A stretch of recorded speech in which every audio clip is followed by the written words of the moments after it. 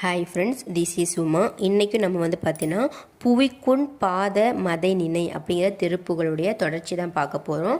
So இந்த வீடியோவில் பார்த்தீங்கன்னா இந்த திருப்புகள் முடிஞ்சிடும், கருத்துரையும் இந்த திருப்புகளோட முடியுது. ஸோ வாங்க லேட் பண்ணாமல் நம்ம டைரெக்டாக தொடர்ச்சி வரிகள் பார்க்க போகலாம்.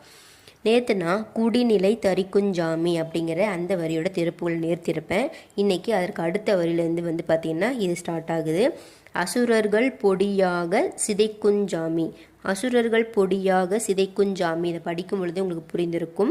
அதாவது தீமைகளுக்கு உறைவிடமாகிய அரக்கர்கள் பார்த்திங்கன்னா பொடி பொடியாக ஆகுமாறு மெய்யறிவாக விளங்கக்கூடிய வீரமூர்த்தியாகிய விமலன் அந்த அரக்கர்களை அழித்து விடுவான் அப்படின்னு சொல்கிறாங்க. ஸோ அசுரர்களை பொடியாக சிதைக்கும் சாமினா தீமைகளுக்கு யாரெல்லாம் உறைவிடமாக இருக்கிறார்களோ அவர்களையெல்லாம் அரக்கர்கள்னு சொல்கிறாங்க. அப்படிப்பட்ட அரக்கர்களை மெய்ஞான வீரனாக மூர்த்தியாக விளங்கக்கூடிய விமலன், அதாவது கந்தப்பெருமான் அவர்களை அழித்து விடுவான் அப்படின்னு சொல்கிறாங்க. தீமையை அழித்து விடுவான் நம்ம எடுத்துக்கணும்.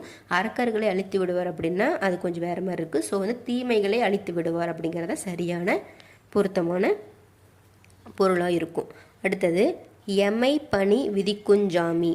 எமை பணி விதிக்குஞ்சாமி அப்படின்னா இறைவர் அடியவர்கள் ஒவ்வொருவருக்கும் அவரவர்களுக்கு தகுந்த தக்க பணிவிடைகளை நியமித்தருளுவார் அப்படின்னு சொல்கிறாங்க. அதுதான் எமை பணி விதிக்கும் சாமி.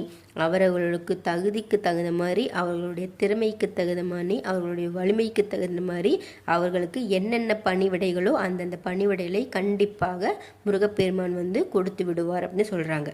அடுத்தது தகப்பன் சாமி. இந்த திருப்புகளை பார்த்திங்கன்னா நிறைய விதமான சாமி வரும். ஃபஸ்ட்டு பார்த்திங்கன்னா சிவத்தின் சாமின்னு சொன்னேன். அடுத்தது பார்த்திங்கன்னா தெரிக்கும் சாமின்னு சொன்னேன். அடுத்தது தவத்தின் சாமின்னு வரும். அடுத்து பொறுக்கும் சாமி வரும். அடுத்தது தரிக்குஞ்சாமி, சிதைக்குஞ்சாமி, அதுக்கடுத்தது பார்த்திங்கன்னா எமைப்பணி விதிக்குஞ்சாமி. இது வரைக்கும் பார்த்தோமா. அடுத்தது பார்த்திங்கன்னா தகப்பன் சாமி. தகப்பன் சாமி அப்படின்னா என்னென்னா தன்னுடைய தகப்பனாருக்கே பிரணவ மந்திரத்தின் உட்பொருளை உபதேசித்த ஞான குருபரன். அதனால தான் முருகப்பெருமானை தகப்பன் சாமி அப்படிங்கிற இந்த சிறப்பான புகழ்பெற்ற பெயரை முருகப்பெருமான் அடைந்தார். அதாவது ஆசிரியரிடம் பார்த்திங்கன்னா அறநூல்களை நம்ம படிக்காமலும் தாய் தந்தையருக்கு கீழ்ப்படியாமலும் அடங்கா பிடாரியாக திரியும் மூட பிள்ளைகளை தகப்பன் சாமி யாகிவிட்டான் அப்படின்னு சிலர் அறியாமையால் கூறுகின்றனர். சரிங்களா, இது தப்பு. அதாவது தகப்பன் சாமி யாகிவிட்டான் அப்படிங்கிறத வேற மாதிரி நீங்கள் அர்த்தத்தில் புரிஞ்சுக்கிறீங்க அப்படின்னு அருணகிரிநாதர் சொல்கிறாரு.